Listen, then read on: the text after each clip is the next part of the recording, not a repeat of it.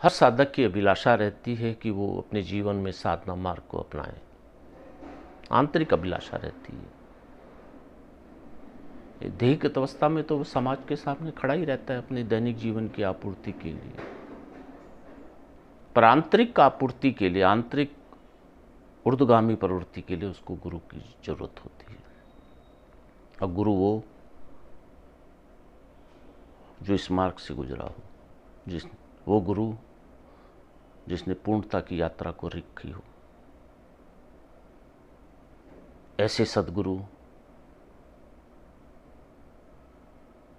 जिनका ब्रह्म कमल, ब्रह्मरंध्र क्षितिज की तरफ हो, चरण कमल पृथ्वी की पर अवलोकित हो, जो ब्रह्म से लेकर गुरुदेव डॉक्टर नागेंद्र श्रीमाली जी के बीच की जो गुरुत्व की यात्रा को समेटे हुए हैं।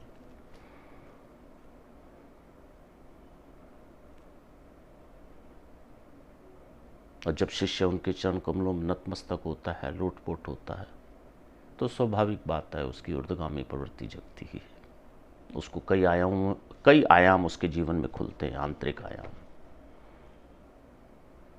तब उसको साधना मार्ग में चलना पड़ता है। मोमबत्ती की भांति रहना चाहिए हर साधक को। नीचे का हिस्सा जो मोम का होता है उसका शरीर हो, और ज्योति स्वरूप में उसको जलना और धधकना चाहिए। जब शरीर को वो तपाएगा तभी तो धधकेगा, तभी तो वो प्राण ऊर्जा उसके अंदर धधकेगी।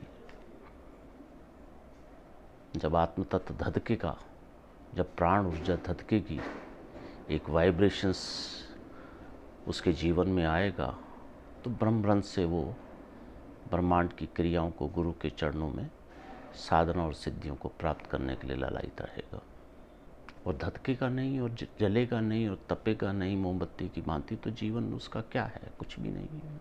आंतरिक अवस्था में, बाह्य अवस्था में तो अपनी यात्रा घाट तक की पूरी कर लेगा, उसमें कोई शक की बात नहीं है। पर आंतरिक अवस्था में, उसके आंतरिक रोम प्रतिरोम में उसको जलना ही पड़ेगा, जैसे मोमबत्ती जलती है।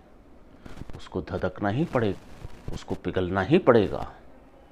उसकी तपाहट से रोशनी पैदा होगी। खुद भी गुरुपथ की तरफ बढ़ेगा, खुद ही उजाले की तरफ बढ़ेगा, खुद ही रोशनी की तरफ बढ़ेगा, और समाज को भी रोशनी देगा। जो भी उसके पास आएगा उनके प्रश्नों के उत्तर वो दे सकता है, जीवित अवस्था में दे सकता है, जागृत अवस्था में दे सकता है। तो मोमबत्ती की भांति साधक को रहना चाहिए, चुपचाप जलते रहना चाहिए, तपते रहना चाहिए, पिघलते रहना चाहिए, रोशनी देते रहना चाहिए। प्राण ऊर्जा का ब्रह्मरंध्र से ऊपर की तरफ ब्रह्मांड में